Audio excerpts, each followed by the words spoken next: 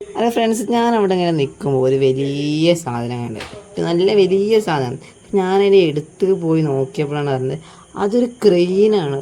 അതായത് വലിയ ക്രെയിൻ, ആകാശത്ത് എത്തുന്ന വലിയ ക്രെയിന്, റെയിൽവേൻ്റെ പണിക്കും വേണ്ടി സ്പെഷ്യലായിട്ട് കൊടുന്ന ക്രെയിനാണത്. വലിയൊരു ക്രെയിൻ.